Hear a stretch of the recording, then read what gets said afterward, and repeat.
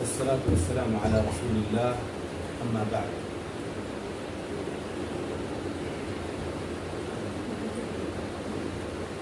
یہ اللہ تعالیٰ کی جانب سے بہت بڑا احسان ہے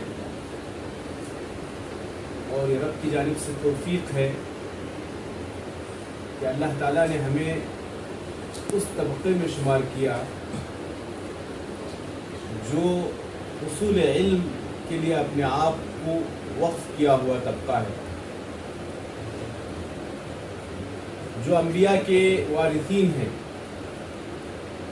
جو حقیقی معنی میں معاشرہ جو گمراہیوں کی طرف، بگاڑ کی طرف آگے بڑھ رہا ہے، اس معاشرے کی اگر حقیقی معنوں میں اصلاح ہو سکتی ہے تو وہ علم کی بنیاد پر ہو سکتی ہے، اور اللہ تعالیٰ نے ہمیں اس اہل علم کے طبقے میں شمار کیا.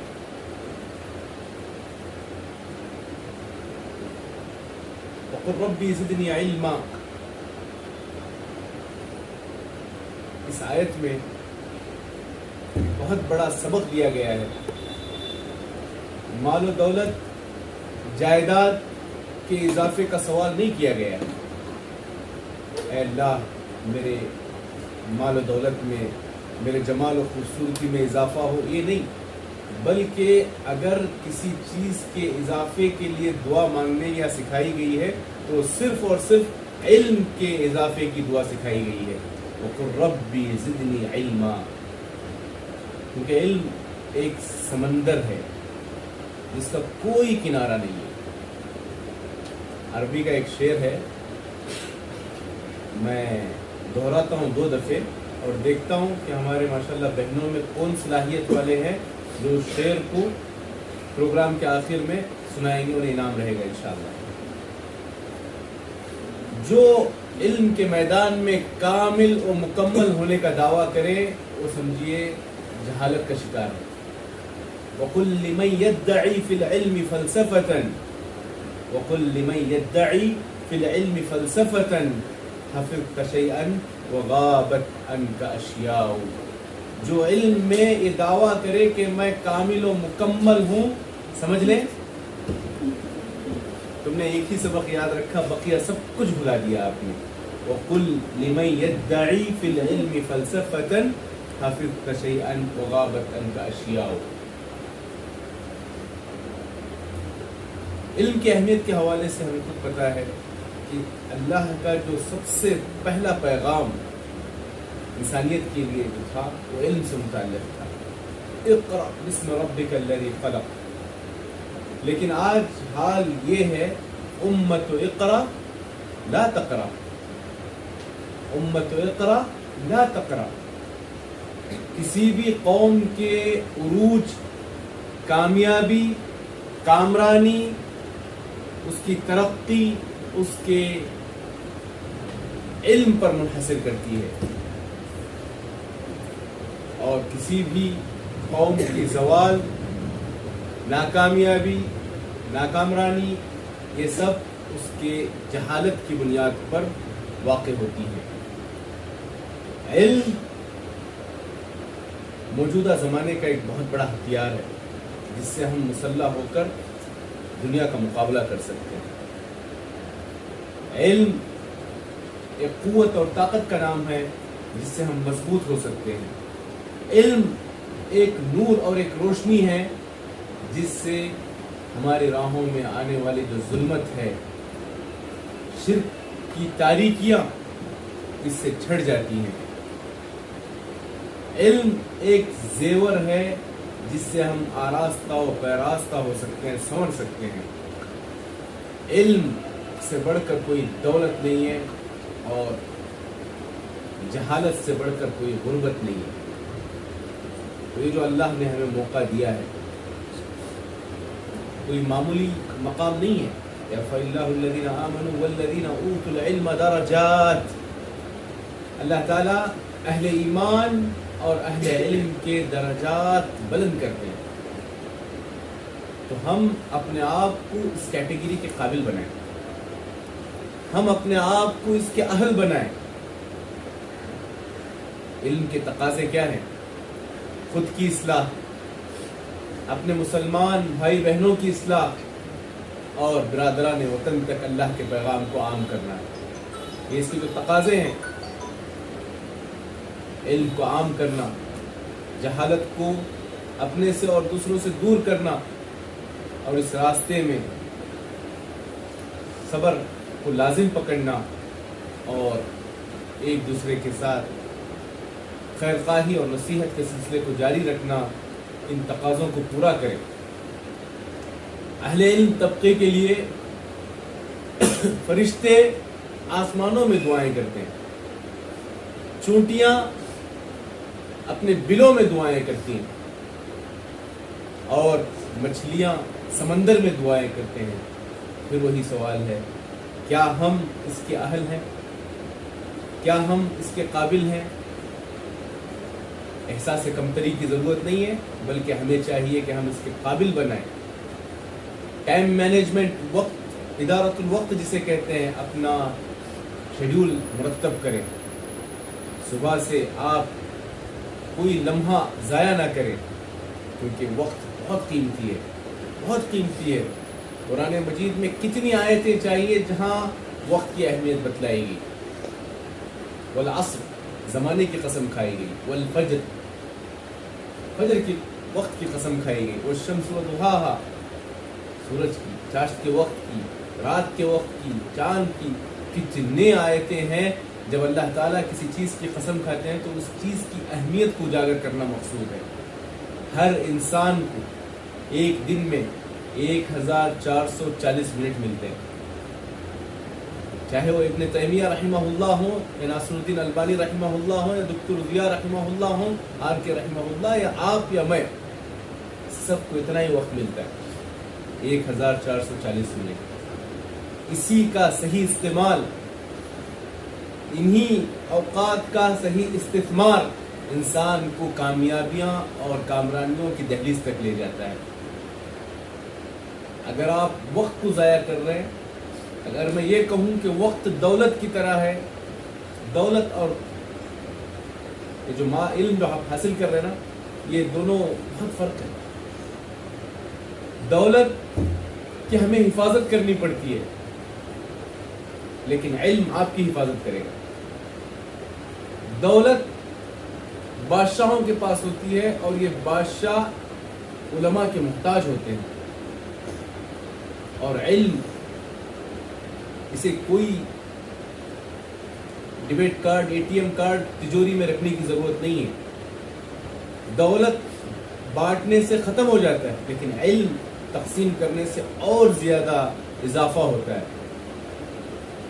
دولت انسان کے دفن ہونے کے ساتھ ختم ہو جاتی ہے، علم یہ انسان کے مرنے کے بعد بھی اس کے قبر اور آخرت کی زندگی میں راحت کا سامان ہے۔ تو اس علم کو اور خصوصاً وقت کو آپ دولت سے کمپیئر نہیں کر سکتے کہ وقت دولت کی طرح ہے، نہیں، بلکہ الوقت اغلا من الذهب، سونے سے زیادہ قیمتی ہے۔ دولت آپ کے ہاتھ سے اگر مس ہو جائے یہ واپس مل سکتی ہے، لیکن جو لمحہ، یہ جو وقت ہمارا گزر رہا ہے، یہ پچھلا سیکنڈ، یہ پوری دنیا کی طاقت لگا لے، دولت لگا لے، یہ جو گزرا ہوا وقت کبھی واپس نہیں آ سکتا۔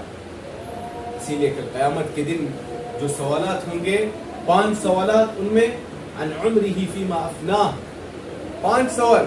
اس میں پہلا سوال اپنے عمر سے متعلق کہ کہاں گوائی عمر آپ نے، پھر وہ عن شبابہ فیما ابلاہ، 5 سوال میں دوسرا سوال بھی وقت سے متعلق ہے کہ آپ نے، آپ کو جو جوانی کا پیریڈ ہے، جو طلب علم کا پیریڈ ہے، خدمت کا پیریڈ ہے، دعوت تعلیم دینے کا، خدمت خلق کا، اعلاء کلمت اللہ کے لیے کوشش کرنے کا، کسی کی اصلاح کرنے کا، بھاگ دوڑ کرنے کا، یہ قیمتی وقت آپ نے کہاں گزارا؟ اللہ کے رسول صلی اللہ علیہ وسلم نے اس دین کی دعوت اور تبلیغ میں ایک ایک لمحے کا استعمال کیا۔ کبھی آپ کو جادوگر کہا گیا، کبھی آپ کو مجنون کہا گیا، کبھی آپ کو گالیاں دی گئی، کبھی اونٹ کی گندگی آپ کے پیٹھ پر ڈالی گئی، کبھی لوگوں نے اپنی چادر کو رسی بنا کر گلا دبوچ دیا۔ آپ کے لخت جگر فاطمہ، رقیہ، فاطمہ کے علاوہ رقیہ، کلثوم، زینب، عبداللہ، ابراہیم، قاسم سب شہید ہو گئے، آپ کے دندان مبارک شہید ہو گئے، آپ کے عزیز صحابہ، احد میں 70 صحابہ، بیر معونہ میں 70 صحابہ، رجی میں 10 صحابہ، صرف کچھ ہی مہینوں اور سال کے اندر یہ 3 بڑے واقعات ہوتے ہیں، غزوہ احد 3 ہجری شوال میں، پھر اس کے بعد 34 ہجری کے سفر میں ایک ہی مہینے میں 2 واقعات ہوتے ہیں، بیر معونہ کبھی اس کی تاریخ پڑھے 70 صحابہ کو لے جا کر شہید کیا گیا، رجی اس کی تاریخ پڑھے حفاظ اور علماء کو لے جا کر 10 صحابہ کو شہید کر دیا گیا، اتنے قربانیاں دین کے راہ میں، طائف میں جو آپ کو قربانیوں کا سامنا کرنا پڑا، خون سے لہو لہان ہو گئے جوتے، مکہ جیسے شہر عزیز سے آپ کو نکالا گیا، جنگ احد میں آپ کے دندان مبارک شہید ہوئے، آپ کا سر مبارک لہو لہان ہو گیا، فاطمہ اور علی رضی اللہ تعالی عنہما حصیر کو جلا کر اس کے راکھ کے ذریعے اس حصے کو پہنچ ڈالا کرتی تھی، تو آپ اندازہ لگائیں کہ دین ہم تک کتنی قربانیوں کے پاداش میں پہنچا ہے۔ خدیجہ رضی اللہ تعالی عنہا اپنی پوری دولت اسلام کے لیے وقف کر دی، جب اللہ کے رسول صلی اللہ علیہ وسلم پریشان حال تھے تو خدیجہ رضی اللہ تعالی عنہ تسلی دیا کرتی تھی، کاللہ واللہ لا یخزیک اللہ ابدا، اللہ آپ کو کبھی رسوا نہیں کرے گا، انک لتصل الرحم، آپ رشتوں کو جوڑتے ہیں، وتحمل الکل، جو بوجھل ہے اس کا بوجھ اٹھاتے ہیں، وتقری الضیف، مہمان نوازی کرتے ہیں، وتعین علی نوائب الحق، لوگوں کے آپ مدد کرتے ہیں، اللہ آپ کو ظاہر ہے کتنی بڑی تسلی تھی۔ ایسے ہی انہیں مقام نہیں دیا گیا کہ جبریل علیہ السلام آپ کو سلام کرتے ہیں، اللہ جبریل علیہ السلام اللہ کا سلام پہنچا رہے ہیں، اللہ تعالیٰ اس نیک خاتون کو سلام پہنچا رہے ہیں، تو سمجھو اس نیک خاتون نے دین کی عظمت سربلندی کے لیے کتنی قربانیاں دی ہوں گی۔ جو موتیوں کے گھر کا وعدہ دیا گیا اما خدیجہ کو، وہ ان کی قربانیوں کے نتیجے میں تھا کہ تمہارے لیے جنت میں ایک موتیوں کا محل تعمیر کیا جائے گا، اللہ تمہیں سلام سنا رہے ہیں۔ کتنی بڑی عظمت تھی اس خاتون اسلام کی۔ اما عائشہ رضی اللہ تعالیٰ عنہ کی سیرت کا مطالعہ کریں، اپنی کتنی عمر تھی جب وہ بیوہ ہوئی، اس کے بعد بقیہ جتنی زندگی رہی اللہ کے رسول صلی اللہ علیہ وسلم سے جو سیکھا تھا، جو تعلیم حاصل کی تھی، اس کو امت میں انہوں نے بانٹا، اور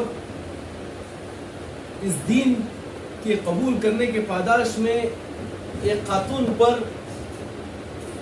عفق، سورہ نور کے آیات کو آپ ذرا سوچیں، ایک پاکیزہ خاتون، صدیقہ بنت صدیق، ان کے باپ انبیاء کے بعد سب سے افضل انسان، اور صدیق عمرو بن العاص پوچھتے ہیں سب سے بہترین اور محبوب آپ کے پاس کون ہے؟ اللہ کے رسول، بلا تردد اللہ کے رسول کہتے ہیں عائشہ۔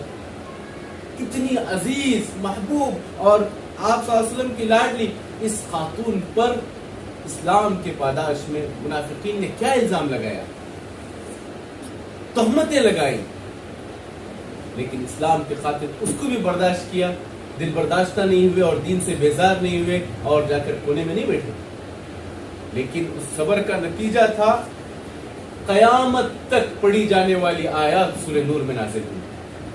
آپ ان کی عظمت کو سمجھیں، ان صحابیات کی، اسماء بنت ابی بکر انہی کی بہن، کس قدر بہادر تھی، زبیر رضی اللہ تعالیٰ عنہ جو عشر مبشرہ ہے ان کی اہلیہ تھی، مدینے میں سب سے پہلے مسلم، یعنی جن کو اولاد نصیب ہوئی، کیونکہ جب مسلمان مدینہ آئے تو کہا گیا کہ تمہیں اولاد نہیں ہوگی کیونکہ ہمارے معبودان باطلہ آپ سے بیزار ہیں، تو سب مایوس ہو گئے تھے۔ سب سے پہلا گھر جہاں جو خاتون اولاد جنتی ہیں وہ کون تھی؟ اسماء بنت ابی بکر۔ ابو جہل نے ہجرت کے موقع پر اس قدر زور سے تماچا انہیں مارا تھا، کان کی بالیاں پھٹ گئی تھی اور چہرے پر نشان تھا۔ ہجرت کے سفر کے موقع پر جو قربانی تھی، ذات النطاقتین، ذات النطاقین یعنی جو توشہ انہوں نے اللہ کے رسول صلی اللہ علیہ وسلم کو ہجرت کے موقع پہ تیار کیا تھا، ایک خدمت تاریخ میں درج کر دی گئی. اور دین اسلام کے لیے بے شمار قربانیاں ہیں کی، اور بہت سے نام ہیں. نصیبہ بنت کعب المازنیہ الانصاریہ اتنی عظیم خاتون تھی کہ اللہ کے رسول صلی اللہ علیہ وسلم کہتے ہیں احد کے موقع پہ مجھے نصیبہ بنت کعب المازنیہ ان کے علاوہ کوئی نظر نہیں آ رہا ہے. اللہ کے رسول صلی اللہ علیہ وسلم کا ایسا دفاع کر رہے ہیں، کبھی ایک ہاتھ سے تلوار چلا رہی ہے، کبھی دو ہاتھ سے تلوار چلا رہی ہے، کبھی ہاتھ میں تلوار نہیں ہے تو مشکزے سے لڑ رہی ہیں. اللہ کے رسول کہتے ہیں اے نصیبہ میں اللہ سے دعا کر رہا ہوں، تمہارا کوئی سوال ہے؟ تو نصیبہ بنت کعب المازنیہ الانصاریہ کہتی ہیں اے اللہ کے رسول صلی اللہ علیہ وسلم، یہ جو ہم اللہ کے راہ میں جو لڑ رہے ہیں یہ صرف دین کی سربلندی کے لیے ہے. ہم کل قیامت کے دن آپ کی رفاقت چاہتے ہیں. تو آپ صلی اللہ علیہ وسلم دعا کرتے ہیں کہ بدر کے موقع، احد کے موقع پر جتنے بھی شریک ہیں ان سب کو انشاءاللہ جنت میں میری رفاقت نصیب ہوگی.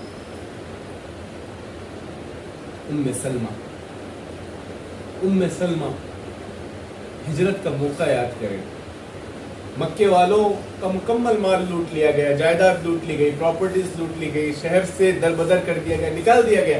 اب جا رہے ابو سلمہ، ام سلمہ اور سلمہ، باپ ماں اور بیٹی تینوں ہجرت پہ جا رہے ہیں. ابو سلمہ ہجرت کر رہے ہیں تو ام سلمہ کے خاندان والے آئے اور کہا کہ اے ابو سلمہ اگر تم جا رہے ہو تو ام سلمہ کو لے جانے کی اجازت نہیں ہوگی، میاں بیوی کو الگ کر دیے. پھر اس کے بعد جب میاں بیوی الگ ہو گئے تو ابو سلمہ کے خاندان والے ام سلمہ کے گود میں جو بچی تھی سلمہ کو چھین لیا، کہا تم بھی نہیں جا سکتی ماں کے پاس. ہجرت کے پاداش میں باپ ابو سلمہ الگ، ام سلمہ الگ، سلمہ الگ، تینوں کو الگ کر دیا گیا. لیکن ہجرت نہیں رکی اور ان کی قربانیاں نہیں تھمی. یہ جو ہمارے پاس صحابیات کی سیرت ہے اس کو ہمیں بار بار پڑھنا چاہیے، بار بار دہرانا چاہیے. اور بے شمار صحابیات ہیں، یقیناً آپ کے ذہن میں بھی کئی نام ہوں گے. مثلا اور کون سی صحابیات ہیں جن کی قربانیوں کا ہم ذکر کر سکتے ہیں، جنہوں نے اسلام کی پاداش میں، رقیہ رضی اللہ تعالیٰ عنہ جو عثمان رضی اللہ تعالیٰ عنہ کے ساتھ حبشے کے ہجرت پر نکل گئی. اللہ کے رسول صلی اللہ علیہ وسلم کا حکم ہے تو حبشہ، ایشیا چھوڑ کر افریقہ گئی، حبشہ جا کر واپس آئی. پھر اللہ کے رسول صلی اللہ علیہ وسلم نے کہا دوبارہ ہجرت، تو پھر دوبارہ دوسری ہجرت مدینے کے لیے گئی رقیہ رضی اللہ تعالیٰ عنہ. اللہ کے رسول صلی اللہ علیہ وسلم نے کہا یہ پہلا جوڑا ہے عثمان اور رقیہ کا، جو ابراہیم علیہ السلام اور حاجرہ علیہ السلام جو فیملی ہجرت کی تھی اس کے بعد اسلام کی تاریخ میں پہلا جوڑا ہے جو اللہ کے راستے میں ہجرت کر رہے ہیں. ہجرت کوئی معمولی چیز نہیں ہے. اپنے آپ کو قربان کر کے ایک ایسے شہر میں جانا جہاں کی لینگویج الگ، بر اعظم الگ، کلچر الگ، زبان الگ، سب کچھ الگ. تو وہ قربانیاں ہمارے صحابہ و صحابیات نے دی. تو یہ جو دین ہم تک پہنچا ہے بڑی قربانیوں کے ساتھ. آپ لوگ کسی اور خاتون کا ذکر اور اضافہ کریں جو میں نے بتایا ان کے علاوہ، جنہوں نے اسلام کی پاداش میں مشقت اٹھائی ہو. اور بہت سے صحابیات ایسی بھی تھی جو جنگوں میں زخمی صحابہ کو منتقل کرتے، ان کو مرہم پٹی لگاتے، انہیں پانی پلایا کرتے وغیرہ وغیرہ. بہرکیف کہ جو وقت اللہ نے آپ کو دیا ہے اس کو غنیمت جانے، اپنا قیمتی وقت ضائع نہ کریں. وقت مل رہا ہے قرآن مجید یاد کریں. ٹارگٹ لے کے چلے کہ مجھے ہفتے میں اتنا یاد کرنا ہے، مہینے میں اتنا یاد کرنا ہے، اس سال اتنا یاد کرنا ہے. کوئی بعید نہیں آپ یہاں پڑھتے پڑھتے اس 3 سال کی مدت میں حافظ قرآن بن جائیں گی. اس سے بڑھ کر اور سعادت کیا ہے کہ اللہ کا کلام آپ کے سینے میں اترے. اور یہ مدرسے کا ماحول اگر اب آپ یاد نہیں کر پائیں گی تو پھر اس کے بعد آگے چل کر مشغولیات کی وجہ سے یہ نیک کام آپ سے نہیں ہو سکتا. اور اسی طرح آپ کو وقت مل رہا ہے احادیث یاد کریں، آپ کو وقت مل رہا ہے کچھ متون یاد کریں، آپ کو وقت مل رہا ہے تو کچھ ٹارگٹ لے کے چلیں. زندگی میں ایک ٹارگٹ ہونا چاہیے، ایک گول ہونا چاہیے، ایک مقصد ہونا چاہیے. اب میں اپنی مثال دوں. میرا ایک زندگی میں مقصد ہے. دارالہدا میں نے اڈپی میں کھولا, تمل ناڈو میں بننے جا رہا ہے, تلنگانہ میں الحمدللہ بنا, مختلف جگہ اس کی, ہندوستان کے ہر اسٹیٹ میں ایک برانچ ہو میرے مرنے سے پہلے. قرآن مجید میری خواہش ہے کہ ایک سال میں کم سے کم 1 ملین 10 لاکھ قرآن میں چھاپوں, لیکن بہت بڑا ٹارگیٹ ہے, ممکن نہیں ہے. پچھلے سال الحمدللہ 1% کام کیے, 10,000 قرآن ہو گئے الحمدللہ. آج اس عظیم ہدف کا اس رمضان سے اگلے رمضان تک کا ٹارگیٹ بنایا, 10% چھاپیں گے اور 12 زبانوں میں 1 لاکھ قرآن. الحمدللہ 30,000 سے 40,000 ہو گئے, چھپائی کے مرحلے میں ہے. تو ایک دن آئے گا کہ 1 ملین بھی چھپے گا, لیکن ہمارے پاس ایک ہدف ہو, مقصد ہو. ایک ہدف ہے کہ دارالہدا کے جو چینل ہے ایک سیٹلائٹ چینل بنے, اس کے لیے کوشش ہے. آج الحمدللہ 5 ملین لوگوں تک رسائی ہوئی ہے, اور اس سال ہم 5 سال میں 5 ملین, اس سال ہم چاہ رہے ہیں کہ 1 سال میں مزید 5 ملین لوگوں تک اللہ کا پیغام پہنچے. ایک دن آئے گا کہ سیٹلائٹ چینل بھی بنے گا, کوئی بعید نہیں اللہ کے لیے. تو اپنی سوچ کو بلند کریں, اپنی زندگی میں کچھ ہدف اور ٹارگیٹ رکھیں. اس کی چھوٹی مثال دیتا ہوں. 2 ٹیم فٹ بال کھیل رہے ہیں, یہ مثال آپ کو سمجھانے کے لیے کہ ہدف, گول, ٹارگیٹ کے بغیر جینا, اور یہ مثال آپ کو سمجھنے میں آسان ہوگی. صبح سے شام تک 11 پلیئر خوب کھیل رہے ہیں, محنت بھی کر رہے ہیں, جوتے پہنے ہوئے, ڈریس بھی پہنے ہوئے, فٹ بال کی بڑی مشقت, پسینہ بہا رہے ہیں, لیکن سائڈ سے دونوں گول نکالے ہوئے. تو وہ 2 گھنٹہ نہیں بلکہ 2 دن بھی کھیلیں گے تو کوئی ہدف نہیں ہے, صرف تفریح ہو رہی ہے. تو ہماری زندگی میں ہدف ہو. یہ ہدف ہو سکتا ہے کہ میں اپنی اصلاح کروں گی, میں سنن نوافل کی پابند بنوں گی, کمی ہے میں تہجد کی پابند بنوں گی, میں مدرسہ صدف کی فراغت سے پہلے 15 پارے یاد کروں گی, میں حفظ مکمل کروں گی, یہاں سے جانے سے پہلے 200 احادیث یاد کروں گی, 40 40 90 یاد کروں گی, میں اپنے خاندان کے بچوں کی اصلاح کروں گی, میں میرے خاندان میں جو بوڑھی خواتین ہیں انہیں صرف قرآن پڑھنا سکھاؤں گی, جو ضعیف کمزور ہیں انہیں سورہ فاتحہ ترجمے کے ساتھ سکھاؤں گی. آپ 10 اہداف تیار کریں. وقت اجازت نہیں دے رہا ہے, آگے بھی نکلنا ہے, تو آپ سے درخواست ہے, ریکویسٹ ہے, مطالبہ ہے, حکم ہے, جو بھی سمجھ لیں. آج آپ اپنی زندگی کے 10 اہداف لکھ لیں کہ میری زندگی میں مجھے 10 کام کرنے ہیں, اور یقین مانے والذین جاہدوا فینا لنہدینہم سبلنا, جو ہمارے راستے میں کوشش کرتے ہیں اللہ تعالیٰ ان کے لیے راستے ہموار کر دیتے ہیں. یہ جو دماغ ہمارا ہے اتنا وسیع ہے, اس کی کیپیسٹی 34 بلین بکس اسٹور کر سکتے ہیں اس دماغ میں. 35 ملین MB میگا بائٹ یہاں سیو کر سکتے ہیں, اتنا وسیع و عریض دماغ ہے. یہ اللہ کا ایک کارخانہ ہے. یہ ان نعمتوں کا استعمال کریں دین کی سربلندی کے لیے, اسلام کو عام کرنے کے لیے. باطل صبح شام رات دن کوشاں ہے, اور ہم محض غفلت میں سوئے ہوئے ہیں. تو یہ وقت آرام کا نہیں ہے, یہ وقت ٹائم پاس کرنے کا نہیں ہے, یہ وقت تبصرے کرنے کا نہیں ہے, یہ وقت غیبتوں میں گزارنے کا نہیں ہے, حسد میں گزارنے کا نہیں ہے, کینہ کپٹ میں گزارنے کا نہیں ہے, بلکہ صاف و شفاف زندگی گزارنے کا ہے, پاکیزگی و طہارت کے ساتھ, اللہ کی قربت کے ساتھ, اللہ کے ساتھ مناجات کے ساتھ. اس قوم, ہم جس ملک میں رہتے ہیں 1.4 بلین کراس ہے, 140 کروڑ کی آبادی ہے. یہ کوئی چھوٹا ملک نہیں ہے کہ تھوڑے ایکٹیویٹیز کو 2-4 سینٹر کام کر لے, 10-15 دائی کام کر لے, نہیں. دارالصدف سے ہر سال 50 معلمات چاہیے, 10 سے 15 حافظات چاہیے, داعیات چاہیے, کیونکہ یہ ملک بہت بڑا ہے, بہت زیادہ کام کرنا ہے, بہت بڑی ذمہ داریاں ہیں ہمارے کاندھوں پر. تو اس لیے کوشش کریں تم میں سے ہر ایک بہن اپنے زندگی کے 10 اہداف اور مقاصد اپنے دفتر میں لکھیں. کسی کو دکھانے کی ضرورت نہیں. شیخ الجامع آپ کے پوچھ رہے تو انہیں دے, لیکن میں کہہ رہا ہوں ڈرنے کی ضرورت نہیں, احساس کمتری کا شکار ہونے کی ضرورت نہیں, میں کیا کر سکتی ہوں سوچنے کی ضرورت نہیں ہے. عبد الرحمن السمیت ایک شخص افریقہ میں عیسائی مشنریز کا ٹارگیٹ تھا کہ 2000 آنے سے پہلے پورے افریقہ کو کرسچینٹی میں بدلنا ہے.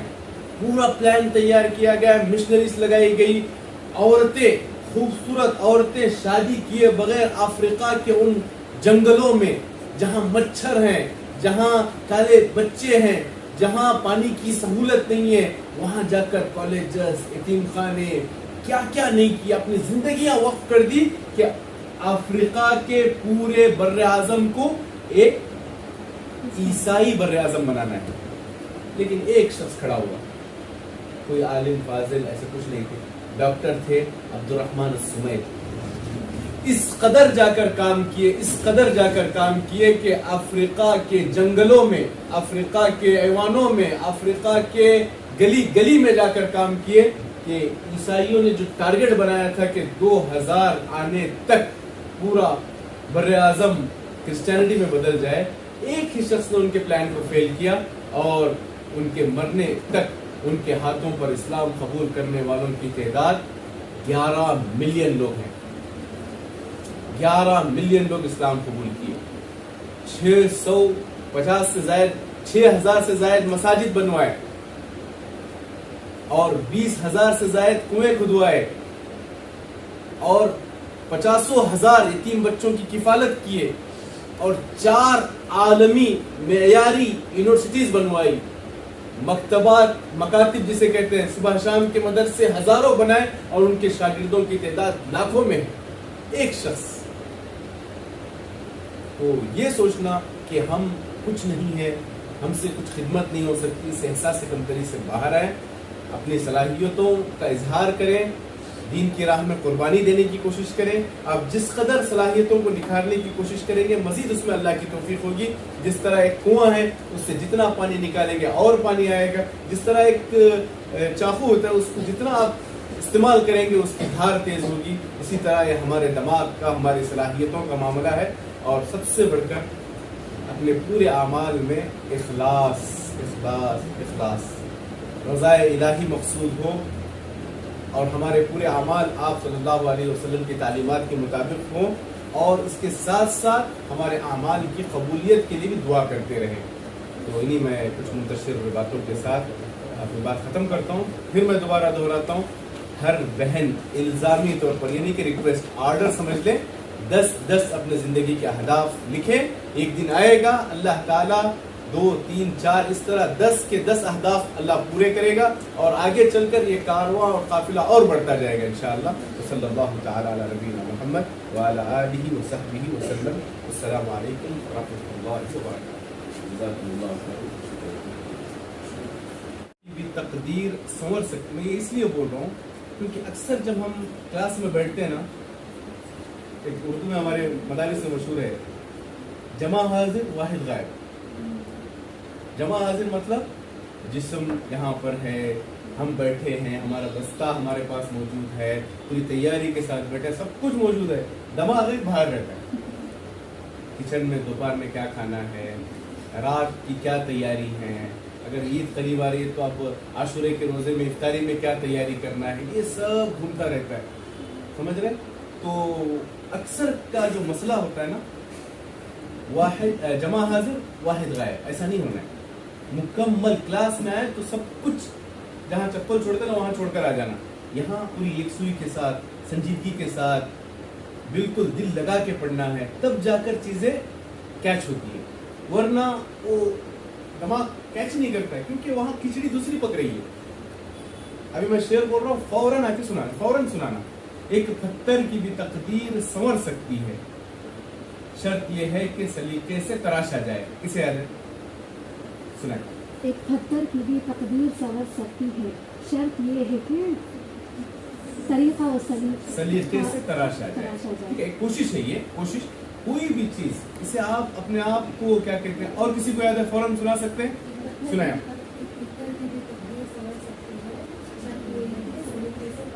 اور کسے یاد ہے؟ ہاں, یہ اس لیے بتایا جا رہا ہے کہ ہمارے دماغوں کا ہم استعمال کریے, اللہ کی بہت بڑی نعمت ہے. میں نے دوران تقریر بتایا کہ کچھ تحقیقات بتلاتی ہیں کہ دماغ کی کیپیسٹی کتنی ہے. میں نے کیا مثال دی, کتنے بلین بکس اس میں ہم سیو کر سکتے ہیں. 34 بلین. 4 بلین بکس یہاں ہم ذخیرہ جمع کر سکتے ہیں. 35 ملین میگا بائٹ یہاں محفوظ کر سکتے ہیں. کیونکہ جتنے بھی جدید ذرائع ہیں, وسائل تواصل ہے جو ہم استعمال کرتے ہیں, یہ کس کی تیار کرتا ہے؟ انسانوں کی. اپنے ہاتھ سے ہم نے انسان نے بنایا, اللہ نے اس کو توفیق دی. تو جو یہ اجہزہ اور یہ ذرائع ابلاغ یہ جو ہم تیار کر رہے ہیں, وہ بنانے والا دماغ کتنا تیز ہوگا, بس اس کا استعمال کریں. اس کی مثال دیتا ہوں. ایک 10th کے طالب علم کے بارے میں تھا, بڑا مایوس تھا. کچھ بھی یاد کر رہا ہے تو یاد نہیں ہوتا تھا. تو ایک دن مایوس ہو کر وہ کسی جگہ سے گزر رہا تھا, تو ایک کنویں کے پاس کھڑا تھا. کنویں کے پاس اس نے کیا دیکھا کہ جس جگہ پانی بھرتے ہیں نا, کڑپن بولتے ہیں اس کو, بار بار ایک کڑپن جو ہے نا بار بار ایک جگہ رکھنے کی وجہ سے سیمنٹ والی جو دیوار ہے وہ متاثر ہو رہی ہے. جس جگہ کڑپن رکھتے ہیں نا پانی لینے کے بعد, وہ کھسک رہی ہے. تو یہ سوچا کہ سیمنٹ جیسی مضبوط چیز, اس پر ایک بار بار چیز کا پریشر پڑنے کی وجہ سے اتنی جگہ متاثر ہو سکتی ہے, تو کیا بار بار پڑنے کی وجہ سے میرا جو کند ذہن ہے, ناقص ہے, وہ کیا اس میں سدھار نہیں آ سکتا؟ میں اپنے اندر نکھار نہیں پیدا کر سکتا؟ پھر اس کے بعد یہ بڑے اعلیٰ درجات اور کامیابیاں اس نے حاصل کی. تو ہمارے سامنے ایک مقصد ہونا چاہیے. معذرت کے ساتھ میں خود اپنی مثال دیتا ہوں. سچ کہوں تو میں جب 8ویں جماعت میں تھا تو میرا حال یہ تھا, آج اللہ کا شکر ہے میری PhD بھی ہو گئی الحمدللہ, BA MA PhD سب مراحل طے کی. لیکن میں اپنا ذاتی واقعہ بتاتا ہوں. جب میں 8th میں تھا تو اتنا کمزور تھا, اتنا ویک طالب علم تھا کہ 100 نمبر میں جو 6 سبجیکٹ ہوتے ہیں نا, اس میں سب سے ہائیسٹ نمبر میرے کسی سبجیکٹ میں تھے تو 36. اس کے علاوہ پورے ڈیجٹ تھے میرے پاس, 9 8 10 12 پورے ملتے تھے بقیہ سبجیکٹ میں. لیکن میرے والد محترم سمجھ گئے کہ اس لائن انگریزی میڈیم میں مجھے ڈال دیے تھے, میں اس کو استیاب نہیں کر پا رہا تھا. اسی لمحہ ضائع کیے بغیر عمر آباد میں پروسیس ہوتا ہے, لیٹر لکھے, موافقہ ہے, سب کچھ. اس کے بغیر کلاسز شروع ہو چکی ہیں, جا کر مجھے عمر آباد میں بھیجا. پھر اس کے بعد وہاں ایک ساتھی تھے, وہاں بھی عمر آباد جانے کے بعد جیسے کوئی کیا کہتے ہیں, کوئی اچھا رزلٹ نہیں تھا. عبدالواجد صاحب اللہ یرحمہ, انہوں نے انٹرویو لیا اور لیٹر لکھا, عارضی داخلہ ملے گا, اگر 3 مہینے کے اندر ریکوری نہیں ہو تو پھر واپس. تب بھی کوئی سدھار نہیں آیا. 1 سال ایسے ہی گزر گیا, 30-40 سیٹ تھی, بالکل آخری طلبہ سے کچھ پہلے. پھر اس کے بعد ایک ساتھی نے کہا کہ تھوڑی سی محنت کر لیں تو جامعہ اسلامیہ چلے جائیں گے. اور وہ جامعہ اسلامیہ کا دماغ میں بٹھا دیا. اس وقت سے ایک ہدف ٹارگیٹ مل گیا, تو پھر محنت شروع ہوئی, سامنے ایک گول مل گیا نا, ایک ہدف اور مقصد. چلو اب اور ایک امتحان لے لیں, ایک اور ایک شعر فوراً سنانا. عربی شعر نہیں بولوں گا, عربی یاد ہے وہ جو شروع میں بولا, کسے یاد ہے؟ دیکھے بغیر. ہاں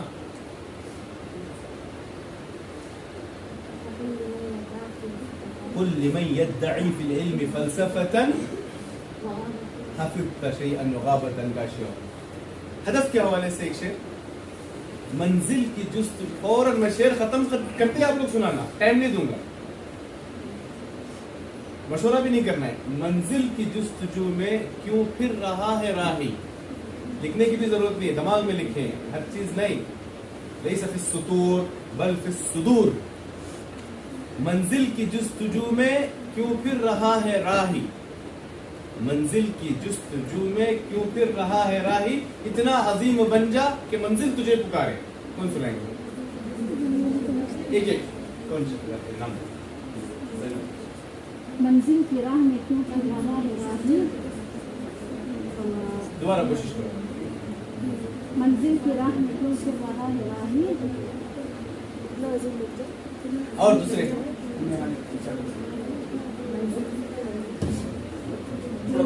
منزل کی جستجو میں کیوں پھر رہا ہے راہی.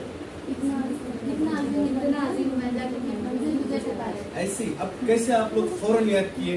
تو اسی طرح استاد جب آ کر بتاتے ہیں آج فلاں سبق ہے, اسی سیکنڈ یاد کر لینا چاہیے. ایسا نہیں کہ نوٹ کریں گے پھر اس کے بعد گھر جائیں گے دفتر کھولیں گے تب بھی نہیں، کل امتحان آئے گا نا، رات امتحان کی رات تب بھی یاد کریں گے. اگر ایسا قسم کھائیں تو اسی دن یاد ہوگا. اگر کوئی نہیں مجھے ابھی یاد کرنا ہے تو اسی سیکنڈ یاد کر سکتے ہیں، کیونکہ ہماری میموری کی کیپیسٹی میں نے بتائی. اچھا بہرکیف دوسرے سال محنت کر کے 17 سیٹ پہ پہنچے، تیسرے سال اور محنت، جامعہ اسلامیہ ایک ہدف ٹارگیٹ آ گیا تھا. پھر ایسے ہوتے ہوتے ہوتے 5 3 2 1 تک پہنچ گئے. 7ویں جماعت، 8ویں جماعت فائنل ہے نا، تو 7ویں جماعت میں ہی پہلی سیٹ آ گئی، جس کے لیے میں کوشش کر رہا تھا، جامعہ اسلامیہ کا ہدف وغیرہ وغیرہ وغیرہ. لیکن اپنے اسباب پر، اپنی قدرات پر، اپنی صلاحیتوں پر اعتماد نہیں ہونا چاہیے. اس کے بعد جو میرے ساتھ جو حادثہ ہوا کہ 8ویں جماعت میں جب میں گیا تو ایسی میری طبیعت بگڑی، اساتذہ نے مجھے حکم دیا کہ آپ 6 ماہ جا کر گھر ریسٹ کریں گے، آرام کریں گے. میری بیگ سے ہی مجھے نکال دی. مجھے یاد ہے عبداللہ جلن صاحب اور اطہر حسین صاحب اگر کلاس میں بولے بہت شکریہ، آپ کے اندر پڑھنے کی حرص ہے، تڑپ ہے، آپ باہر آ سکتے ہیں. طبیعت کسی صورت اجازت نہیں دیتی، میڈیکل سرٹیفکیٹ اجازت نہیں دیتی. مجھے روتے روتے میں کلاس سے نکلا اور 2-3 ماہ تو گھر میں جا کر کوما جیسی کیفیت تھی، کیونکہ جس مقصد کے لیے میں کوشش کر رہا تھا وہ مقصد فوت ہوتا ہوا نظر آ رہا ہے. میری پوری بیچ، میرے جو ساتھی جن کے ساتھ میں 7 سال کا سفر کیا تھا، 8ویں سال اور مجھ سے پہلے فارغ ہو کے چلے گئے. اب میں دوسرے سال آ رہا ہوں، ساتھی بھی نہیں رہے، وہ ماحول بھی نہیں رہا، طبیعت کا معاملہ، میری بیٹھنے کی کرسی الگ، مریض جیسا پورا ٹریٹمنٹ ہو رہا ہے. رات میں آ کر وارڈن سب 9 بجے آف کر دیتے. عشاء کے بعد کا حال جو پڑھائی کا ہوتا ہے اس کی ضرورت نہیں، ایک الگ پروٹوکول چلنے لگا. تو پھر اس کے بعد پڑھائی کے لیے بیٹھنے ہی نہیں دیتے تھے. پہلی سیٹ سے واپس تیسری سیٹ پہ نیچے آ گئے. اب وہ جامعہ اسلامیہ وہ یہ تھوڑا سا کہیں نہ کہیں متاثر ہوتا ہوا نظر آنے لگا. اللہ کا کرنا ایسا ہوا کہ جامعہ اسلامیہ میں جو داخلہ ہوا ہندوستانی طلباء کا، صرف 2 طلباء کا داخلہ ہوا. میری کون سی سیٹ تھی؟ تیسری. صرف 2 طلباء کا، پہلی سیٹ اور تیسری سیٹ. پہلی سیٹ اور تیسری سیٹ. دوسرے جو سیٹ والے ساتھی تھے ان کے ڈاکیومنٹس کے مسائل آ گئے، ان کا نہیں ہو سکا. فرسٹ اور تھرڈ کا ہوا. اس وقت اللہ میرے رحمت کرے ہمارے استاد اساتذہ حافظ الرحمن اعظمی رحمہ اللہ پر، انہوں نے آفس میں بلا کر ایک بات کہی، تمہارا بیمار ہونا مشیت الہی کیا ہے ہم نہیں بول سکتے، کوشش پوری کرنا، لیکن اپنی صلاحیتوں کی بنیاد پر میں والا میں جو کہتا ہوں سب سے بڑا ابلیس ہے. یہ اپنی صلاحیتوں پر، قدرات پر، طاقت پر، مواہب پر اعتماد نہیں ہونا چاہیے. اللہ کے حوالے افوض امری الی اللہ. شیخ نے کہا کہ تمہارا بیمار ہونا تمہارے جامعہ اسلامیہ میں داخلے کا سبب بنا. کیسے؟ جس سال میں جس بیچ میں تھا 50 ساتھی تھے، اس سال جامعہ اسلامیہ میں کسی ساتھی کا داخلہ ہی نہیں ہوا، کسی کا داخلہ نہیں ہوا. اور دوسرے سال میری پوزیشن بھی نیچے گئی. اس کے باوجود اللہ نے اسباب راہ نکالی کہ اس طرح کے جامعہ اسلامیہ بغیر انٹرویو کے، بغیر مدینہ گئے ہمارا ہو گیا. تو اس لیے بار بار صلاحیت اور پرسنالٹی ڈیولپمنٹ کی بات آ رہی ہے. اپنے عقل کے استعمال کی، اپنے ہوشیاری کی باتیں ہم بہت کیے، لیکن ان سب کے باوجود اگر آپ اللہ کے سامنے خشوع و خضوع کے ساتھ دعائیں نہیں کریں گے، اپنے سجدوں میں، لمبے لمبے سجدوں میں اللہ کے سامنے گڑ گڑا کر سوال نہیں کریں گے، اپنے مستقبل کے لیے اللہ کے سامنے جھولی نہیں پھیلائیں گے، تو پھر کچھ حاصل نہیں ہوگا. تو اخلاص بہت ضروری ہے. دعائیں بہت اثر کرتی ہیں، اور جو چیز اللہ کے پاس مانگی جائے وہ کسی نہ کسی صورت اللہ تعالیٰ عطا کرتے ہیں. سوال جو آپ کریں گے، جو اللہ سے مانگیں گے، کسی نہ کسی اور اچھے احسن شکل میں آپ کو ملے گی. اس لیے اپنا تعلق اللہ سے لگائے رکھیں، وقت کا مکمل استعمال کریں، ادارے کے جو گائیڈنس اور تعلیمات ہیں، توجیہات ہیں، اس کو قبول کریں. وقتی طور پر وہ آپ کو تھوڑا سخت لگ سکتی ہیں، لیکن اسی میں مصلحتیں ہیں، حکمتیں ہیں، اور اسی میں آپ کی بھلائی ہے. معذرت کے ساتھ بات کچھ لمبی ہو گئی. السلام علیکم.